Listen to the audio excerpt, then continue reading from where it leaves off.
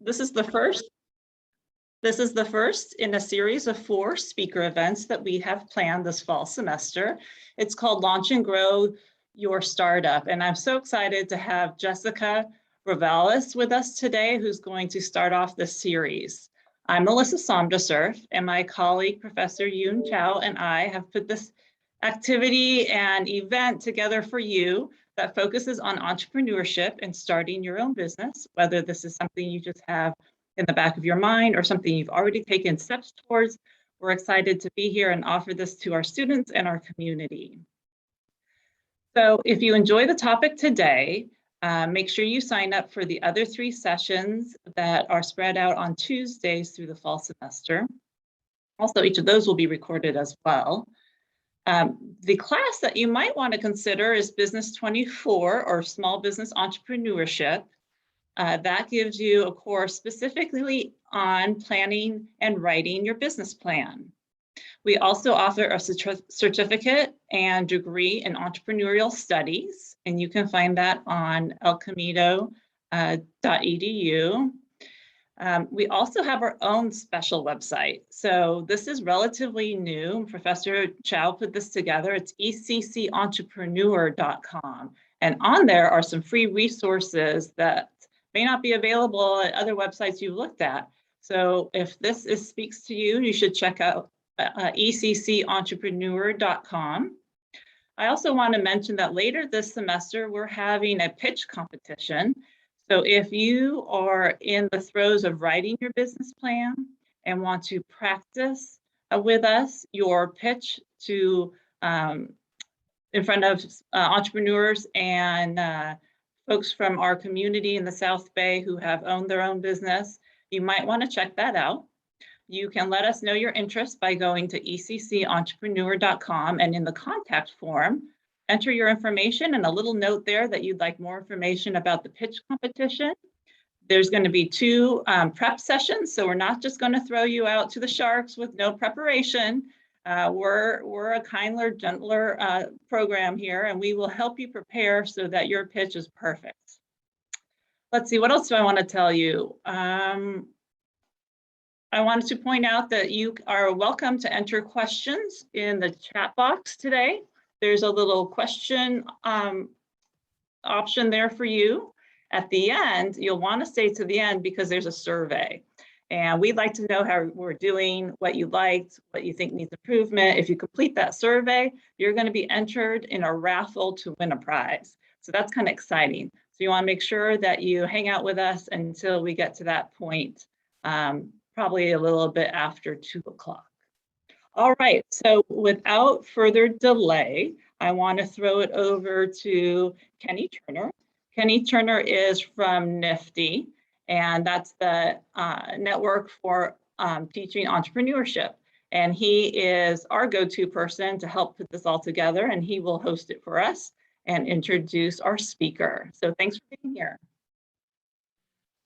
Well, thank you, Professor Melissa, Professor Yoon, for allowing myself and the Network for Teaching Entrepreneurship to be a part of this awesome continued relationship and, providing entrepreneurial tools to our community. It's something we've been doing here at NIFTY for a long time. And so it's awesome to be able to collaborate with schools and organizations in the community also doing it and bringing that synergy to LA, that we hope, and other cities and beyond. So I'm joined today off camera is Jamel Stills. He also is with the Network for Teaching Entrepreneurship. And you'll see him in the chat supporting, providing resources, and helping to answer questions as we go. So, but without further ado, again, we're excited. You definitely want to stay to the end. There's some cool things going on throughout and at the end. And we'll have a chance, for our guest speaker, who I'll introduce formally in just a second. You can ask questions along the way in the Q&A feature that was mentioned by Professor Melissa.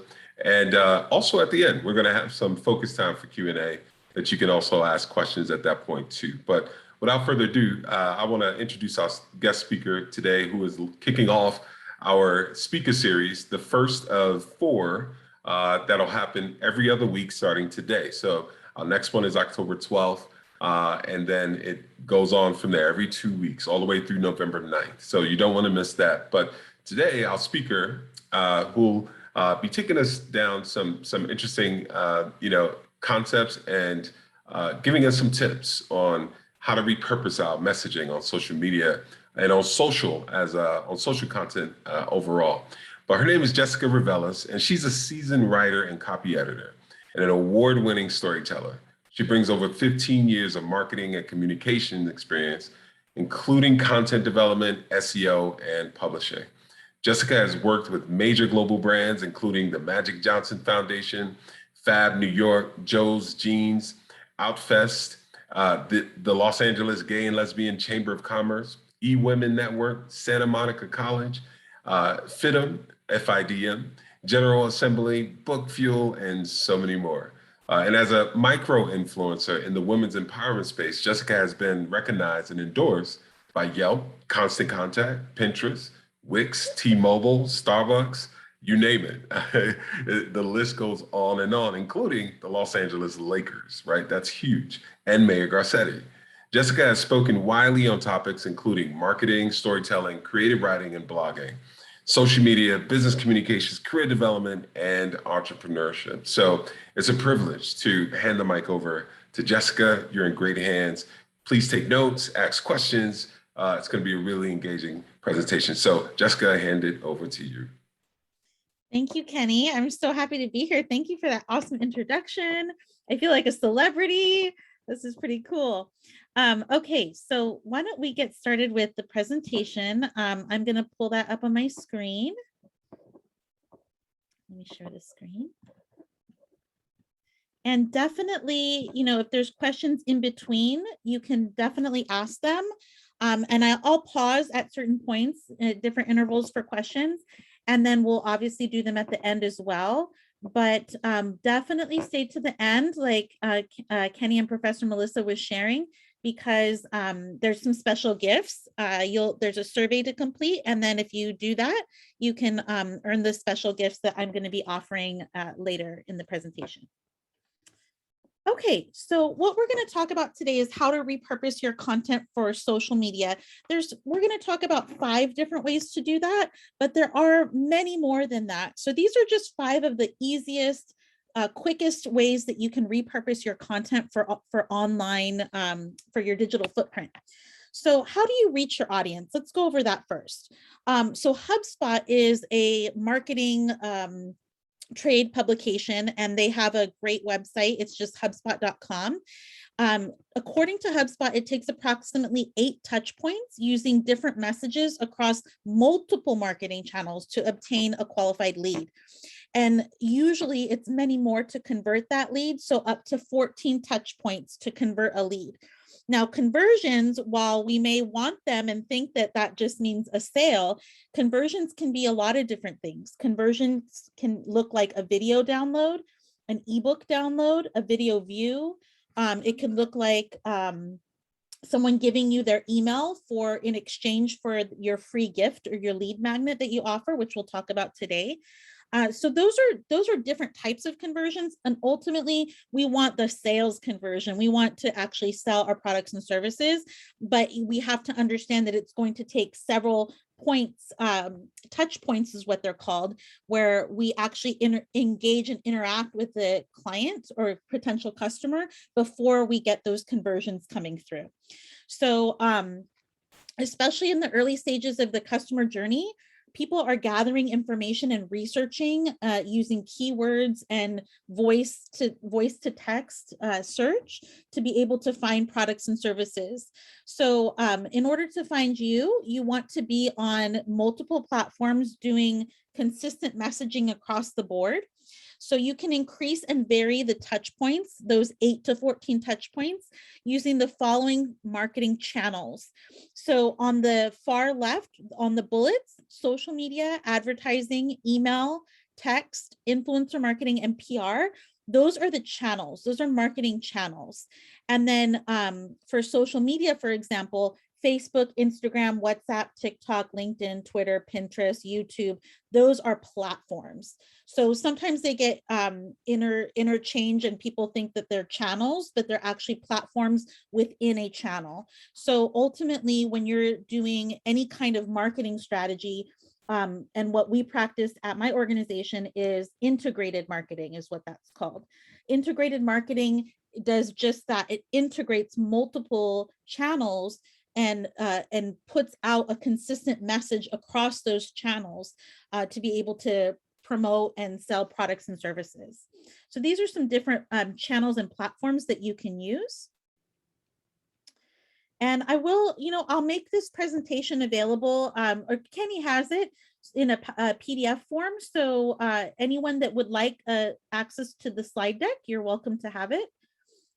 There's some hyperlinks in here that'll be helpful for you. So now, why content marketing? So content marketing, sometimes people think it just means blogging, but content or social media. Content marketing actually is anything written, audio or visual that's created. So it can be a blog, it can be an ebook, it can be social media, video, it could be even a podcast. So content marketing is really varied, and it's one great way to reach your audience online and where they are. So according to the Pew Research Center, 81% of adults go online daily, and that's just in the US, 81%. From once a day to almost constantly. So just think about how much you're on social media yourselves, whether you're at work or school or waiting in line at the grocery store. We're on there almost constantly. And worldwide, Statista, which is another statistical information center, says that the global digital population is just over 4 billion. So this is the global digital population, people online, over 4 billion, and that includes 3.7 billion mobile internet users. So a majority of those 4 billion users are on mobile as well. So it's really important to get your messaging out in a desktop friendly format and a mobile friendly format, which is called mobile responsive. So here's what the data tells us. According to the Content Marketing Institute, which is another trade organization and publication in marketing, it's a great place to get, it's just contentmarketinginstitute.com, great place to get information on all things marketing. 91% of B2B, business to business marketers use content marketing to reach their customers, and 86% of B2C, business to consumer marketers, believe that content marketing is a key strategy, and that was as of 2018. So of course, these statistics change all the time. They usually, statistical reports usually get published on an annual basis, or sometimes every couple years, up to every 5 years. So that's the most current. And then also the Content Marketing Institute says that content is one of the most effective ways to promote your business. Almost half of all marketers plan to use it. And I would venture to say that that number is probably a lot higher. That's more of a conservative number. So some of the challenges though in content marketing is the actual creation. So users, a lot of times business owners, they are focused on their craft and their practice and what they do best. That's what you're focused on. So you're not a marketer, but guess what? As a business owner, a small business owner, entrepreneur, you do have to wear a marketing hat until you get a team built out that can help you, with that marketing workload. But 65% of business owners find it challenging to produce engaging content. And the reason being is that when we don't brainstorm and create a strategy first, we get lost in the minutia and all of the instant information that we have accessible at our fingertips at all times. So it's hard to think of, well, how could I turn one piece of content into multiple pieces to what's called repurpose that content, so that you're not doing double and triple and quadruple the work by doing one thing for social media and then something else for video and then something else for email and then something else for your blog and website. You want to try to use your content and recycle it as much as you can. So here's a pie chart of organizations that have a content marketing strategy. So the numbers look really good in terms of people that either have a content marketing strategy or business to business marketers who are planning to create a content marketing strategy. So 37% say they do have, these are B2B marketers. So these are strategists that work for business to business or organizations. And so 37% say that they have the content marketing strategy and it's documented, which the documentation piece is really important because you can go back and as you'll probably find if you take that class that Professor Melissa talked about, the business plan writing class, you'll find that once you document something, it just becomes a great way to refer back to original ideas and also plan out the next steps to get you to, from point A to point B. So it's also important to document your content marketing strategy because you and or your team will need to refer back to it to think about, well, what did we say we were going to do in the spring for our, for messaging? What did we say we're going to do around Black Friday in November and the holidays? And so 38% say they do have it, but it's not documented, so it needs to be. 19% say no, but they plan to have one within a year, and only 6% have no plans to have a marketing strategy within a year. So the vast majority and all of the statistics point to content marketing strategy as a best practice. So here's also what the data tells us. 72% of marketers say that content marketing increases engagement. So what does engagement look like? Engagement is clicks, likes, shares, comments. It's your audience interacting with you in any way. So engagement is highly, highly important, even more than followers in some cases. There are micro influencers and nano influencers, which have anywhere between 500 and 1,000 to 10,000 plus followers, so a smaller number of followers, but very high engagement. So I always recommend to my clients, if we can, we want to get you to 1,000 followers, 1,000 loyal followers, because if we can get you to 1,000 followers that are loyal, they're engaged, they do the things that you recommend, they listen to your messaging, they comment on your posts and share, those are the people that we want. So it almost doesn't matter if you have 10,000 followers or if you have 10 million followers. If you have those followers that are engaged, that's a much better metric to measure versus a vanity metric of just the followers alone. So 72% of marketers also say that engagement has increased the number of leads that they get. So it's really important when you get comments and likes and shares and clicks and all of those great metrics that you can measure, it's really important that you do the follow-up actions to create opportunities in your pipeline, because these are leads, really they're leads. Now, Twitter shows an extraordinary return on investment for their platform. So according to Twitter alone, 66% of people found a new business on Twitter.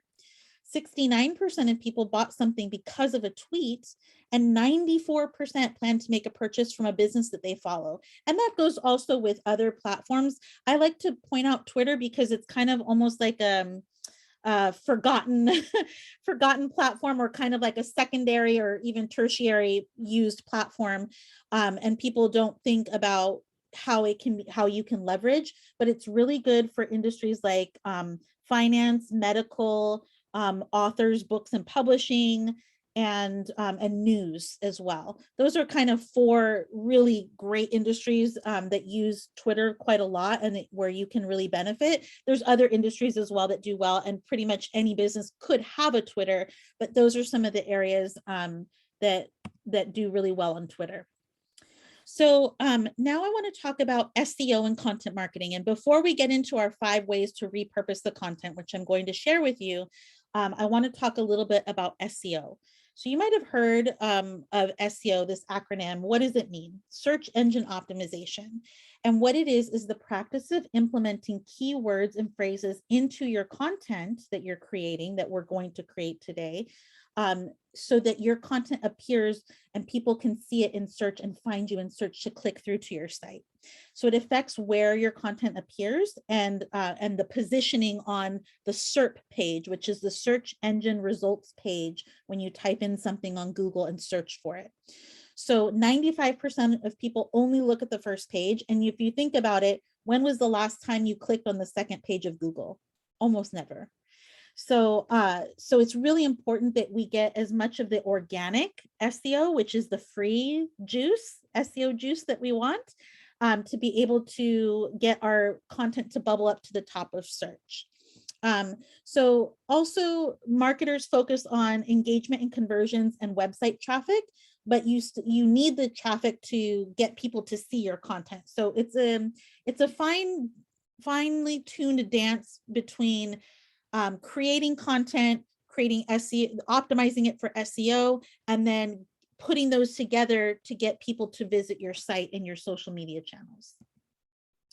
So what we're going to do is start with a marketing calendar.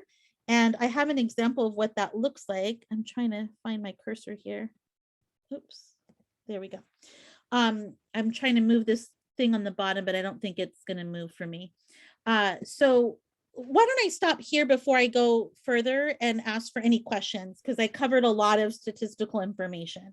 Yeah, this is rich in content. I mean, this is amazing. Thank you, Jessica, for providing all this feedback. We do have a couple questions, and if we have time for a third, we'll ask a third, but we have at least two. So the first one's from Daria Brooks, and Daria says, could you please comment on how much time one should budget towards building his or her brand this way?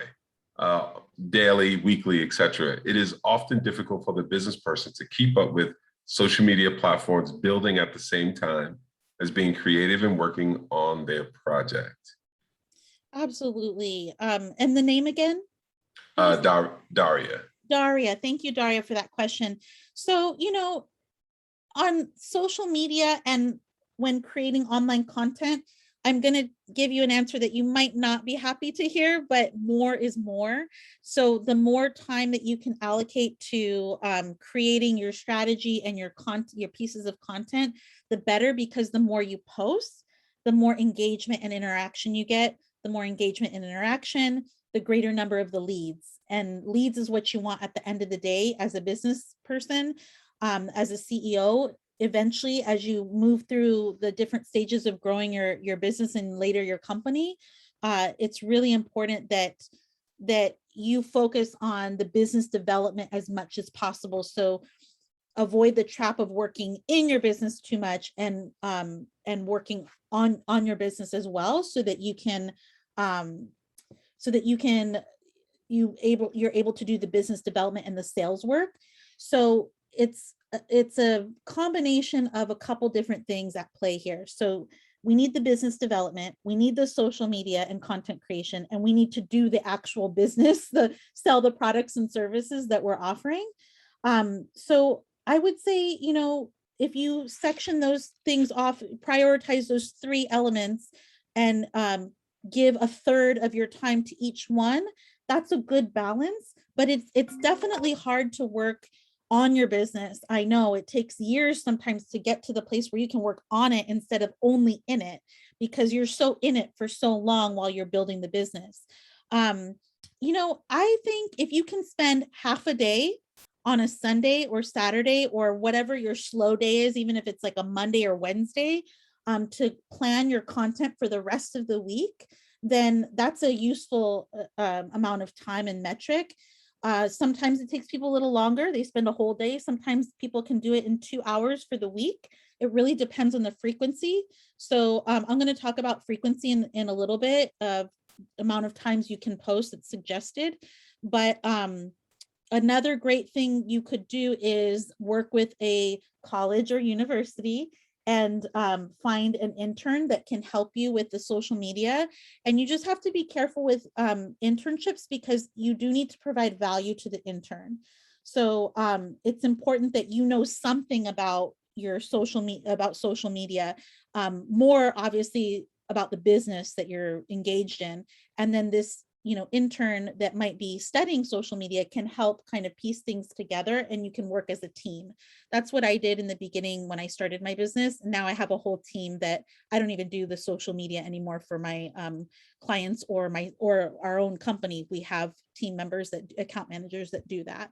But you'll get there. And I think, like, again, if you can plan like half a day to do the whole week, or even if you can't do that, if you can do an hour a day, then that's I would say a good amount of time.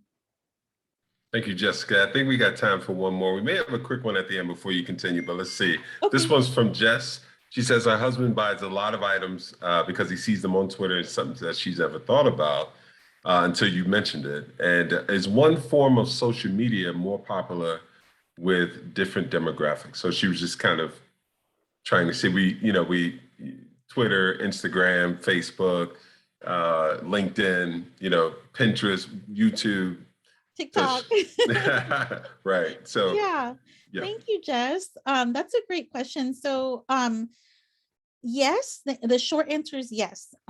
There's different demographics that play on different platforms.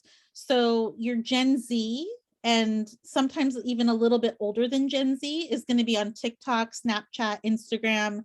Your millennials are going to be more on Instagram and Facebook and possibly LinkedIn because they're now at the top of their careers as executives. And then your older folks are going to be on primarily Facebook is now more popular among 30s and up or 40s and up. So it does matter your demographic and your industry, where you put your time and effort into which platforms. So not all platforms are made for all businesses, and all businesses should not be on all platforms because you will never have enough time to keep up with the content and the flow of information. So I always say pick three platforms that you can really devote your attention to. And there's lots of different scheduling platforms that are free or low cost, where you can actually schedule your posts in advance to hit all of those three networks at the same time. Perfect. We'll pause there. We'll keep those questions coming. I see some questions in the chat. We don't want to lose sight of those questions. So please, if you can, put them in the Q&A function. Use the Q&A function to put your questions in.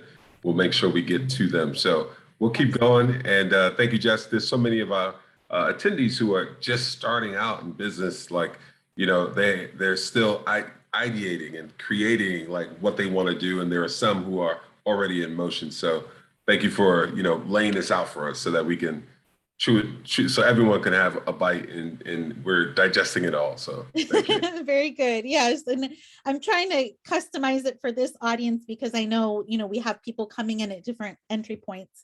So, but all of this information, whether you're just starting out or you're ideating and creating your MVP, or you're a couple years in or a year into your business, these rules apply to everyone, really. It's just a matter of, as you grow, what help can you get to be able to distribute the workload. But for now, it's you handling this. This was me for many years in my business. My business has been around for 5 years. So for the first, I would say 3 years, I really wore all the hats of the entrepreneur and business owner. So what we want to do is, again, whether you have a team or not, you want to start with strategy. And that begins with your marketing calendar. So I have an example of what that looks like. But the most successful businesses implement a detailed content calendar because it allows you to schedule timely and appropriate events, milestones, social media holidays, promotions, all across your different channels and platforms.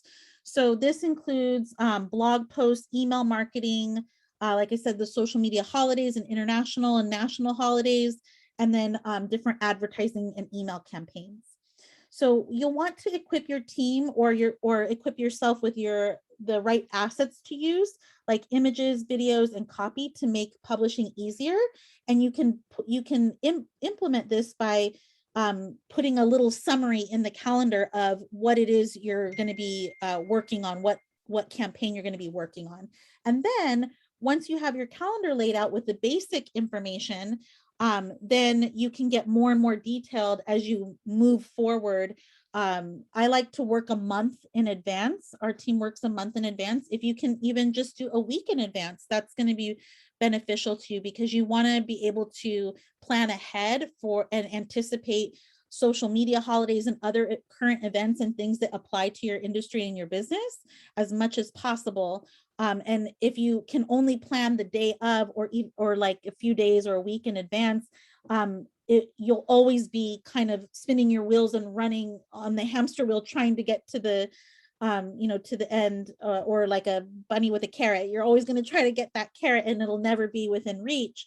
You'll always be kind of spinning your wheels. So I like to, when you're going to launch something, a blog, your social media channels, plan a month in advance. You'll be much happier that you did. And then what you can do is take those assets like the images, video, and copy and put them into a social media scheduler that you can then schedule those posts to go out automatically. And even not just social media posts, but even email campaigns and blogs, those can all be automated. Automation is your friend. So the benefits of using the marketing calendar is that it keeps you organized. It helps you develop your brand voice and the tonality. It saves you time and stress, and it encourages teamwork when you do build that team. So this is an example of what one looks like. This is just a particular calendar that we've created. If you're really interested in using it, I have a template that I can provide. But I usually put this out as a gift in the beginning of the year, because we'll create the content calendar for the whole year, and we'll put in all these social media holidays that you see. So this is for a business. As you can see, they have posts going out to Facebook, LinkedIn, and Instagram on Monday, Wednesday, and Friday. They have an e-blast going out. In this case, it's going to be once a month. And then they have a blog and Pinterest connected to Pinterest posts once a week. And then Facebook Live, you can see that happens either on Saturday or once a week, whatever the date is for that. So it's all color coded here for you. So you can create something like this. You could use my template. You could even just Google social marketing calendar templates, and you'll come up with all kinds of great resources. I took this template and modified it to suit our means through, I believe HubSpot is where this came from originally. So now I want to get to Daria. This will apply to what I talked about a moment ago, answering your question. How do you keep up with the huge amount of content being published on the daily? And how do you come up with your own value added content? How often do you post? So small to medium-sized businesses, if you can post 1 to 4 times a week, that's great. You're doing a great job. Really, even truly, 1 post a week is better than none, and done is better than perfect. So if you can post 1 to 4 times a week, I say on average 3 times a week, and that's the minimum that we'll post for any client. Usually our base programs, we post 5 days a week. But at minimum, clients that come in with, not a lot of resources, we would get them posted 3 times a week at least. 1 time a week just kind of keeps your account active, but it's not going to really do anything and move the needle in terms of engagement or ROI. So obviously larger companies, they can post daily or multiple times a day. You'll get there, I promise. I never imagined in my business that I would get to this point and have a team. I couldn't even see that far ahead when I was just starting out. And here I am, I'm actually presenting on these topics because I know my team, I can rely on my team to get the other work done. So you'll get to that place in your business where you really transform from an entrepreneur to a CEO and owner of a company. It will happen. Okay, so now we're going to repurpose our content 5 different ways. So you'll choose a topic. This is an exercise you can kind of do along with me as I go through the material. But of course, when you get the slides, you can go through this exercise on your own and take more time. So what you want to do is, for your industry, you're going to choose a topic and then pick 5 subtopics. So I'm just going to go off of, I worked a lot in beauty in corporate. So I'm going to go off of like a hair company that I worked for. So I'm going to choose which flat iron to use for wet hair. So that's going to be, so my topic is flat irons for wet hair.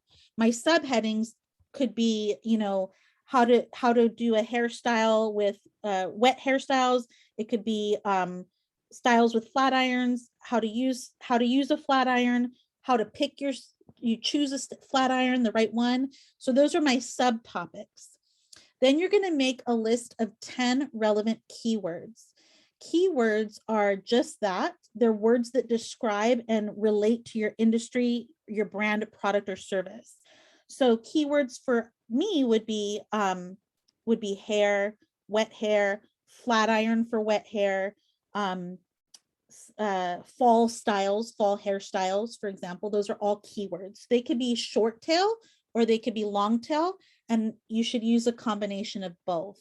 So I'm going to stop here for a second because I want to explain something with keywords. There's short tail keywords, which are usually one word. So hair or wet hair is a short tail keyword. That means it's very big search volume. A lot of people will be searching for that because it's so broad. And so you want to cast your net wide, but it's low purchase intent. And the reason being is that if someone's just searching flat iron or wet hairstyles, they're going to find so many things. They're not necessarily ready to make a purchase. They're doing the research. And then once you get into your long tail keywords, that is flat iron for wet hair or wet hairstyles for the fall or hairstyles for the fall using a flat iron, even though it's a phrase, it's a keyword phrase. And so those are going to be very low search volume, opposite of short tail, but very high purchase intent. Because by the time people are researching those really specific keywords and phrases, those long tail keywords, they're ready to make a purchase. They just need to find the right product or service. So I'm going to go back just one step and reiterate. We're going to pick our topic, pick 5 subtopics, pick 10 keywords, and you can use Google has a free keyword planner. If you just Google keyword planner, it'll come up and you can research keywords. There's also keyword.io. There's also Hashtagify, because hashtags are keywords. So you can search there and do your research. And I also like SEMrush, which is semrush.com. So then you'll write 3 paragraphs for each of the subtopics, your 5 subtopics. Now, each paragraph, don't be alarmed, because when you're writing online for this type of piece of content, which is going to be a blog post, it's not like school where you have to structure your paragraph with so many sentences and a thesis statement and supporting. You do have to do those things, but the paragraphs tend to be shorter because our attention span is shorter as a consumer versus an academic. You're writing for consumers, right? So as a business owner, so the paragraphs will be 2 to 4 sentences per paragraph, very short, but it'll include things like keywords and supporting evidence later, as you go along. So you're going to write 3 paragraphs for each of the 5 subtopics. That's 15 paragraphs. It sounds like a lot, but you'll get through it quickly if you break it down this way. Then you'll write a short introduction, which again is very different for online writing, just 2 to 3 sentences, super simple. You're going to write a short, what we call an outro, which is your conclusion. You never want to say, in conclusion, this is what happened, because even though that's more oriented for academic writing, you wouldn't write like that for online writing. You'll just come out and say whatever you're going to say. So in 1 to 2 sentences, then you'll write what's called a CTA. It's a call to action. So it's things like, learn more about our XYZ program here, or read more about different hairstyles for the whole year, and then click here, or click here for 25% off on your next purchase. Those are all calls to action. Those are different types of calls to action. So you'll write one of those right after the outro. It'll be 1 sentence right below the outro, and then create a snappy headline, 6 to 13 words, and you have a blog post. So with blog posts, we recommend keeping them between, somehow this picture is covering it, but you want to keep them between 500 to 650 words minimum. That's a good rule of thumb to just crank out a blog post. But if you can, the longer, the better. Google over time has become, has started to favor more and more long form content. So 900 to 1200 words or more is actually really preferred. Google prefers that and will reward you by bumping you up in search. So this just goes over your typical blog post.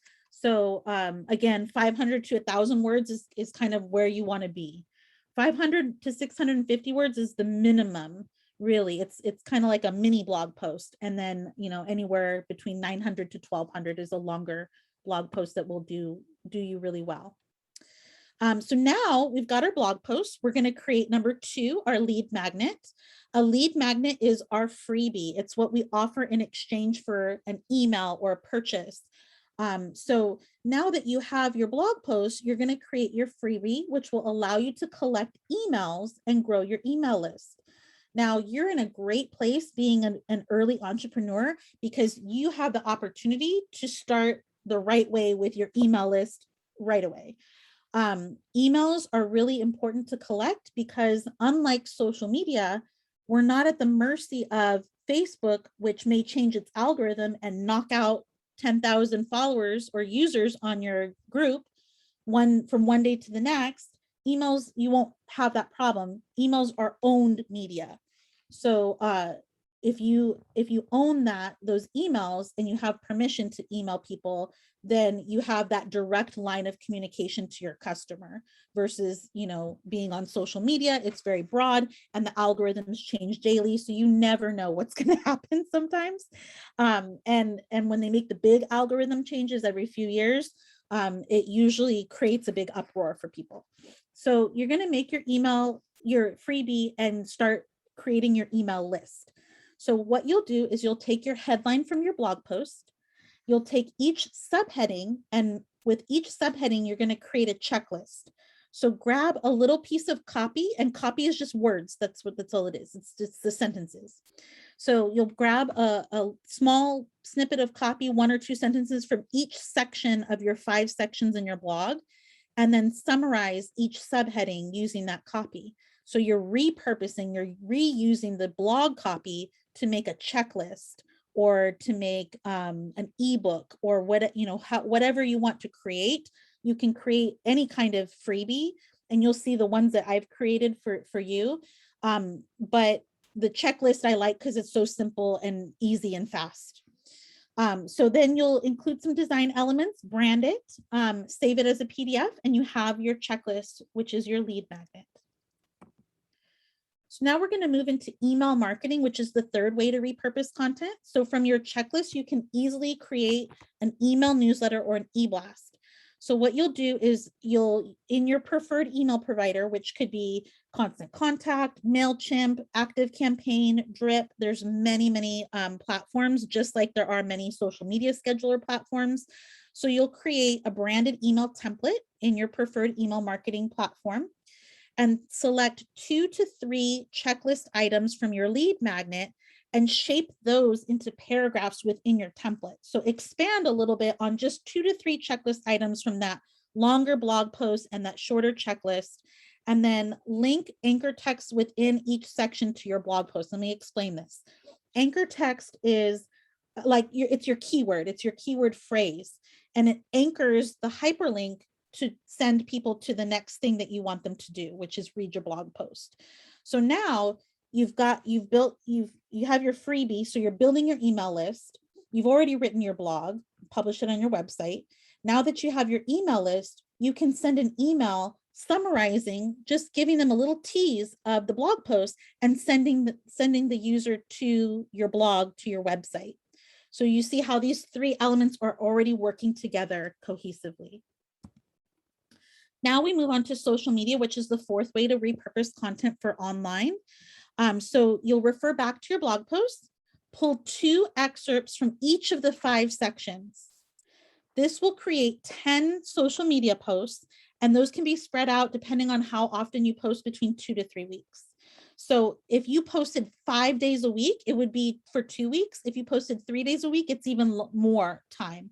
So you can also pull quotables. I call them quotables or quotes from your blog posts and create these templates here in Canva. Some of you may know what Canva is by now. It's pretty popular as a design platform. It's a free design platform. It's kind of like Photoshop for dummies. So I use that very heavily. We use that on our team. Or you can use Photoshop and design graphics according to your branding and your style guide and create another social media post with the quote on it. And lastly, we want to move to advertising, which is the fifth way to repurpose content for online. So now you'll go back to your social media post that you just created. You'll draw from the best 2 to 3 posts, do a little copy editing, and make an ad. Add a call to action. So, learn more, something to entice the user to take an action that you want them to take. And then it's ready to put into Facebook and Instagram ad manager. And you can create an ad and monitor that ad over time to drive conversions. So those are 5 ways to repurpose content for social media and online use. And I do want to point out, and I really want you to see that they all are interconnected. So the ad is going to prompt people. That's a touch point where it's going to touch a user somehow. They're going to see that ad, right? Depending on your audience and how much money you put into it, which doesn't have to be a lot.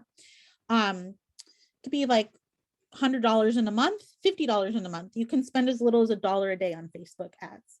So you can create these ads and that touches someone and then prompts them maybe to go to your social media, your Facebook and Instagram. Then they see those posts that you wrote.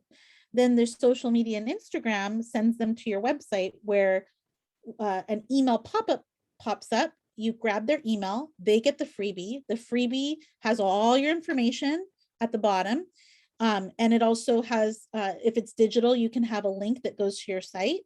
And then also your email marketing sends people to your blog, to your website. So they all work they're all interconnected in this way.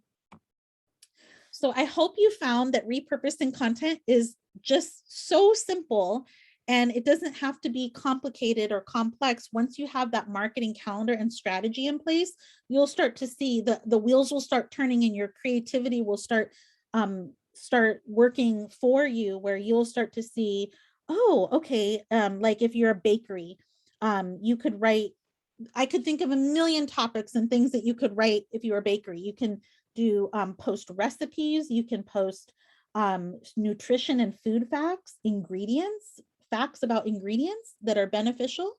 You can post the actual food items.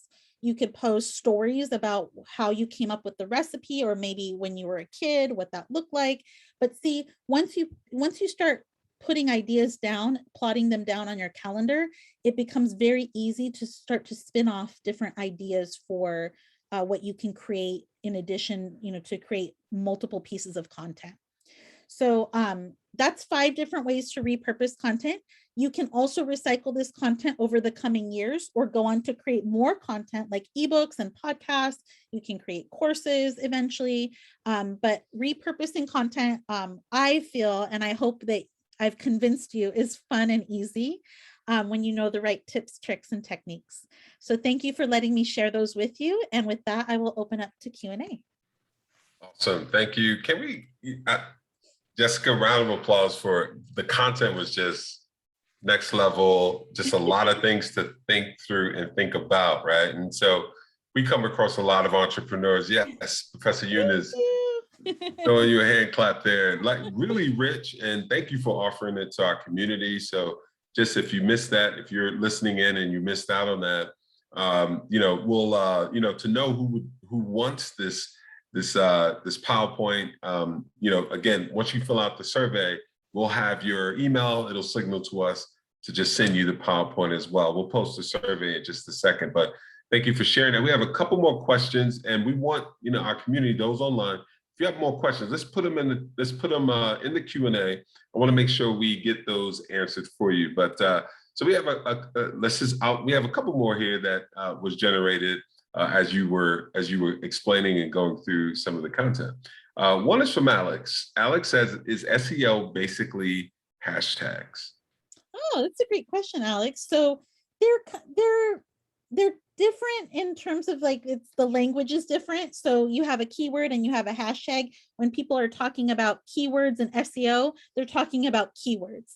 When they're talking about hashtags in social media, they're talking about using hashtags in a post, which are essentially their keywords, right? They're keywords and phrases. So we all have practice creating hashtags for our posts. So it should be very easy for us to then research keywords.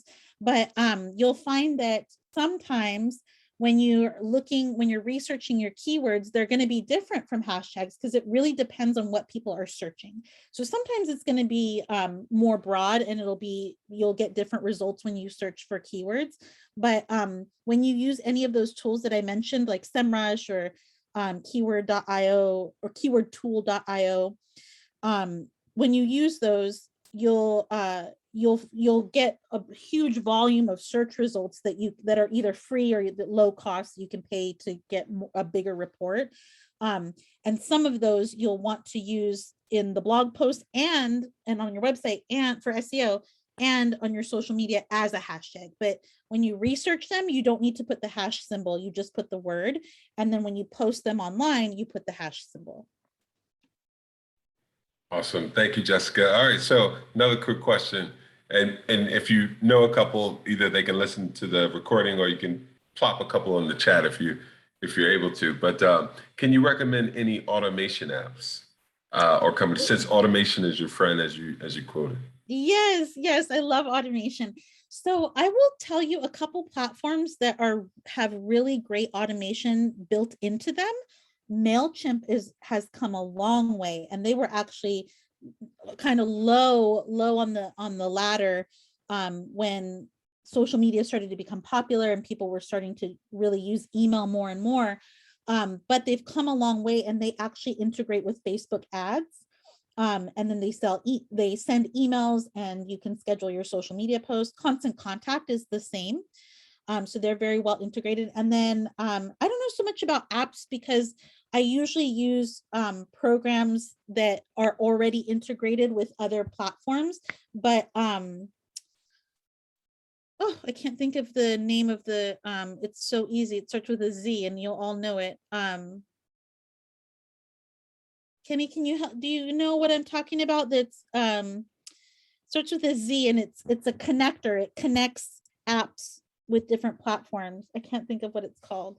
I wish I knew. I know, I put you on the spot. If anybody knows, though, put it in the chat for us. I'll look for it. Yeah, for sure. It's gonna, once we see it, we're gonna be like, oh yeah, that's right. It'll come to me. Is it Zscaler? No. Not Zscaler. Okay. I'm gonna try to find something. All right. What it is. Jessica's finding that. Zapier. Okay. Oh, got it. All right. Zapier. All right. So we had another answer, Zendesk, but it's not that. It's Zapier. Zendesk is for chatting. I was thinking of Zendesk, but I know it wasn't that.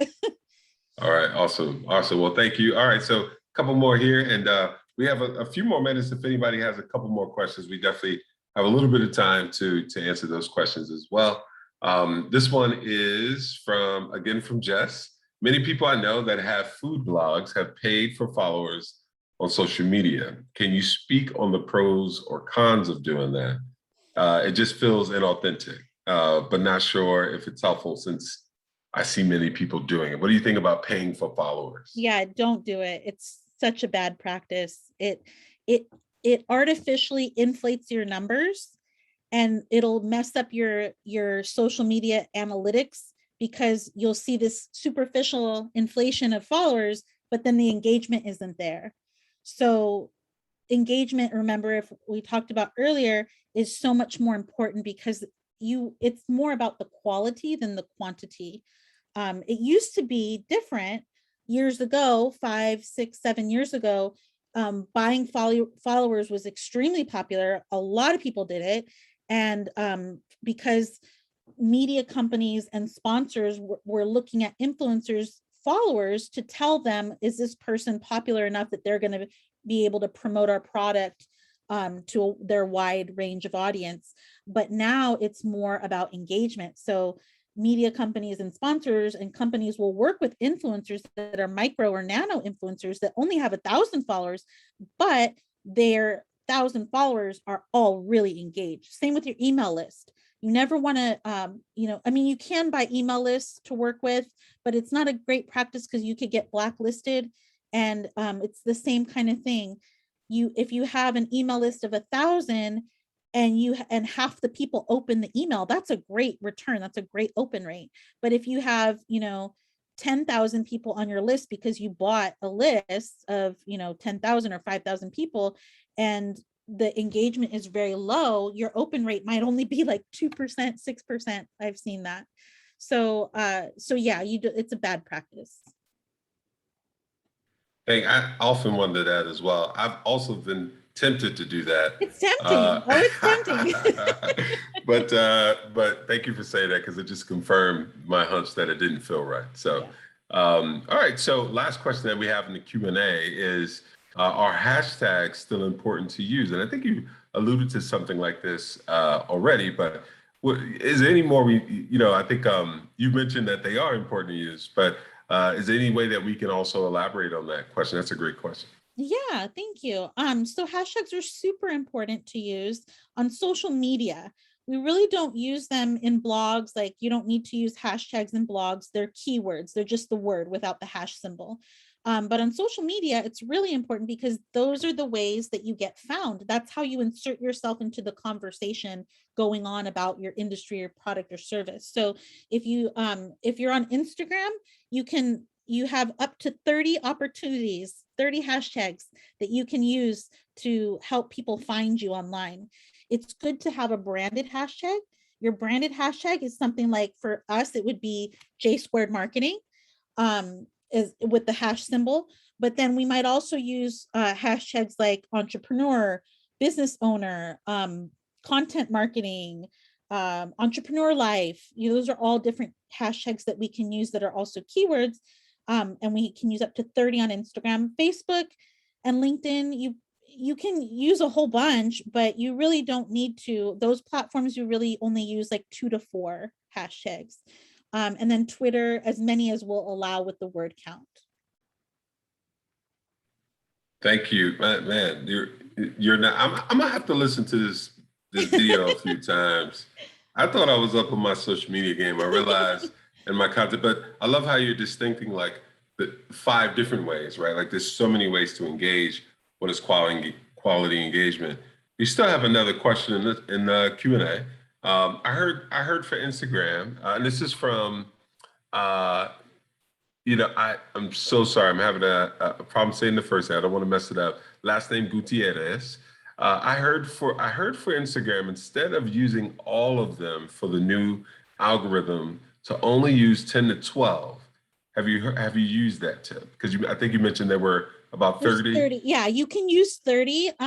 Yes, the algorithm is changing all the time. So I like to vary it up and do maybe 1 post out of 6 will have 30 hashtags in it.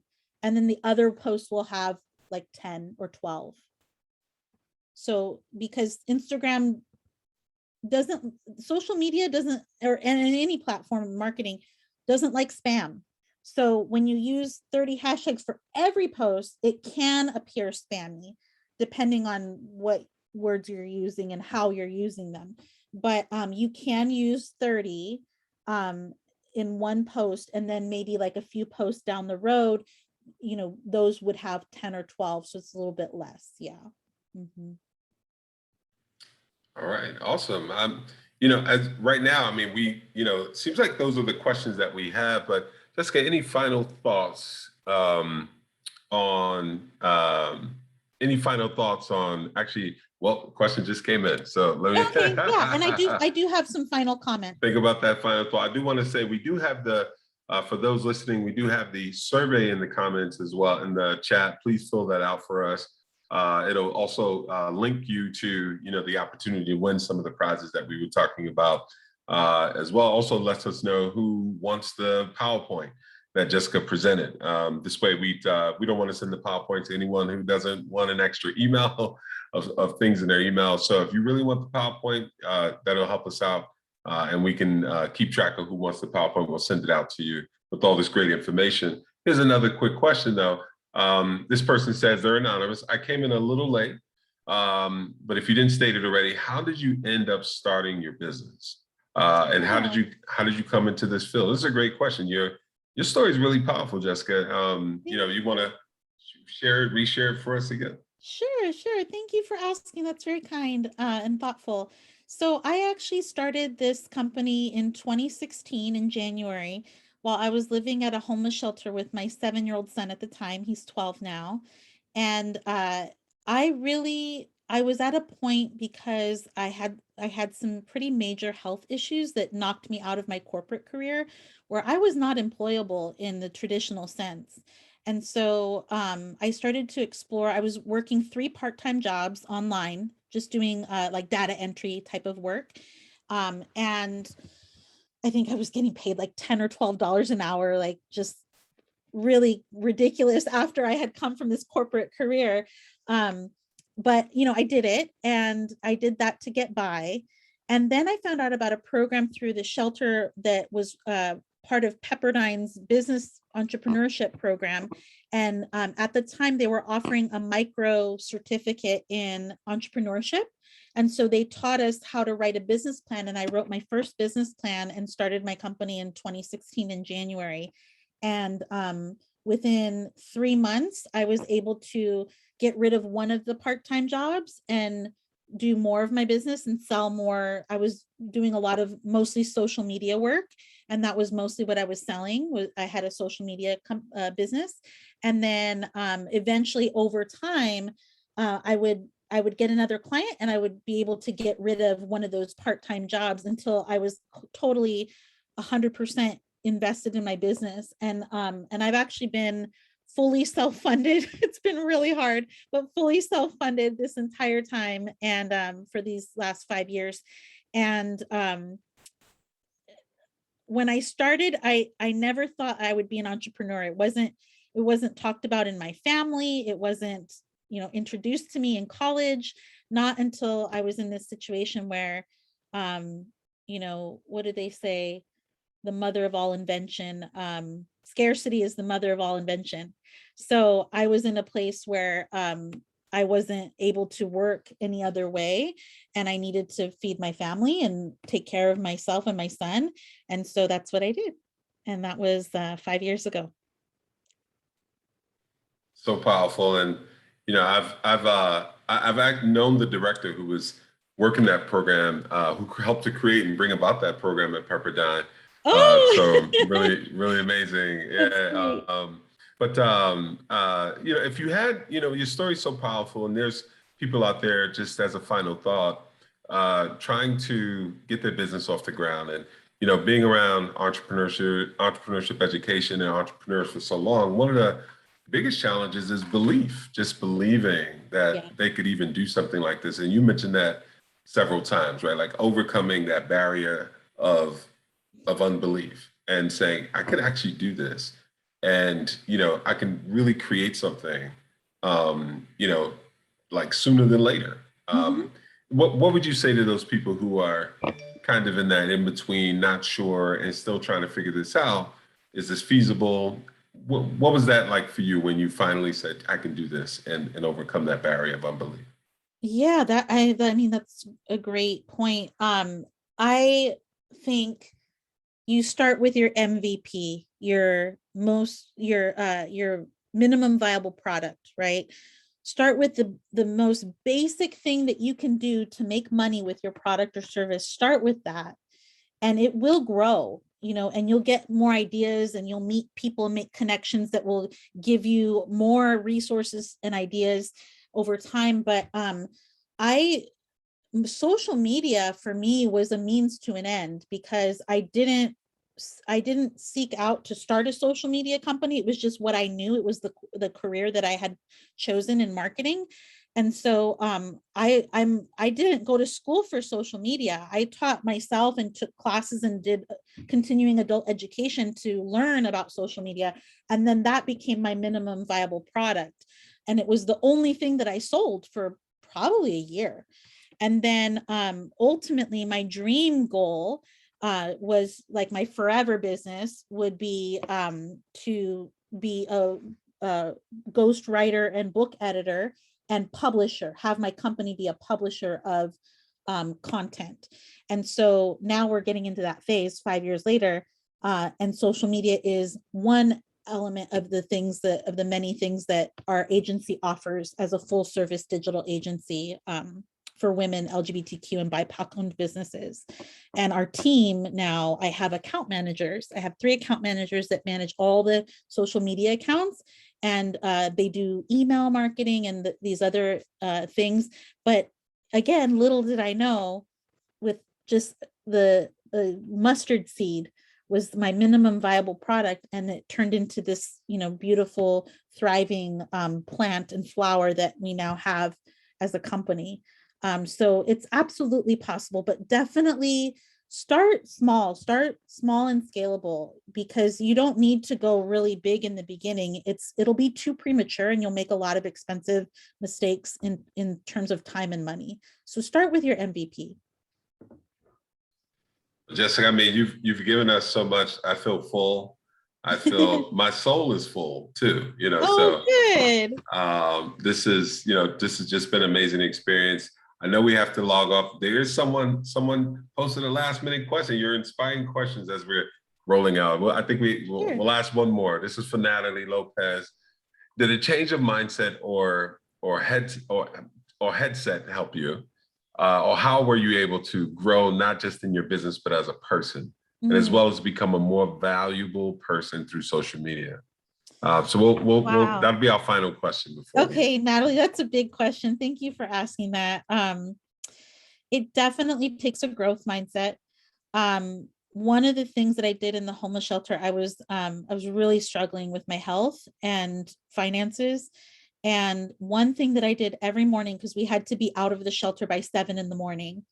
And I worked out of Starbucks for, I think, like almost 3 years. I worked out of Starbucks. I worked with my computer and took calls and did all of that stuff there. And what I did is every morning when I would get ready in the bathroom, I'd like close myself up in the bathroom, have all my things ready to go, and I would listen and listen to TED Talks. And just any TED Talk that you could listen to that is related to like what you want to do, or even that's just, they're all inspiring. They're all these great storytellers and people that have done wonderful things. So I started listening to TED Talks and podcasts, and that was every day. I was feeding myself positive information, and it motivated me to then move through the rest of my day. And it also like would put like a little grain of sand of a thought that I might turn over, over and over. So yeah, growth mindset, TED Talks and podcasts, reading. I have and continue to read business literature all the time, because things change all the time in my industry. And also, my son and my health were, as much as they were a challenge for me, they were also a motivator on the other side, because I needed to provide for my son, and I needed to fix my health to get better and have a vibrant life, the kind that I live now. And so that was part of it too, is like the things that challenged me the most were my greatest motivators. Well, I'm glad you worked through it all, and that you've been able to share your story with us and the world. So onward and upward. And I look forward to continuously working with you and doing some new things. So thank you again. Can we show Jessica some love in the chat, everyone, if you're still around? This has been amazing. We'll have this video available for folks, and we'll get out the copies of the PowerPoint as well. I've put the survey in the chat. Let us know how we've done, and how to keep improving these opportunities. We have 3 more in our speaker series. So Jessica, it's going to be a tough act to follow. You kicked it off strong. So you're getting a lot of love in the chat. And we really appreciate your story and your practical tips too. So Professor Yoon and Professor Melissa, I want to make sure that we don't miss out on the opportunity to share that resource, the website where students can go and get a copy of these items that we're talking. We're going to be posting this video up there, I believe, online. So Professor, you might just remind us where to go, where we can get that resource, and we can place that link in the chat as well. And then I have just one last comment. I have mentioned some free gifts that we were gonna, I was gonna provide to the attendees. That's right. So anyone that's on this call is eligible for a $300 value website audit. It's very comprehensive. If you have a website already and you want it audited for listings, reviews, SEO, social media, and speed and performance, it's very comprehensive, no strings attached. It's my gift to you. And then if you don't have a website, that's okay too. You can use this, it won't expire. Just tell me that you participated or you saw this piece of content. And then I'm also going to give you a complimentary ebook on blogging for SEO. It's good. So it'll give you all like more on SEO that I wasn't able to cover here today. So that plus the presentation and the video. Thank you, Jessica. Awesome. Thank you so much. Professor Yoon, if you wanted to say a couple of things before we close. Yes, I want to thank you, Jessica, for not just the not just the tips and the analysis and technique, but also for the story as well. And when we talk about entrepreneurship at El Camino, we talk about the entrepreneurial journey. And it's a journey not just of business and making, creating wealth and legacy, but also it's the journey of our lives, right? And I think I really appreciate you sharing that with us. And I hope that encouraged many of the students. I want that ebook as well. It might be an assignment that some of the students are on right now. You might see that as an assignment homework or something. But I just want to say thank you, first of all. And then secondly, I just want to encourage the students, when you think about what you heard today, don't just think about the techniques and tactics. Think about how this could apply to your business or your business idea, but also how it applies to when you make decisions. And if you're facing, challenges as an entrepreneur, you're not only malleable, right? But you have that tenacity. And I really encourage that. And if anything you can learn today, aside from, in addition to, I should say, the SEO, the hashtagging, the repurposing of content, understand the resilience that it has been shared with us today here. So with that, I'll leave it to you. Thank you so much. ECCentrepreneur.com is the website. Give us a little bit of time. We'll post up the video once it's ready and prepped. And then also, I believe, Jessica, you'll have the links for the free gifts as well. And I could post that up there as well for the participants. So yes. Thank you for joining. Look forward for the next few seminar sessions, and then also look out for the pitch competition and also some of the other extracurricular activities we have here at the Entrepreneurial Studies at El Camino. Awesome. Thanks, everyone. All right. Thank you.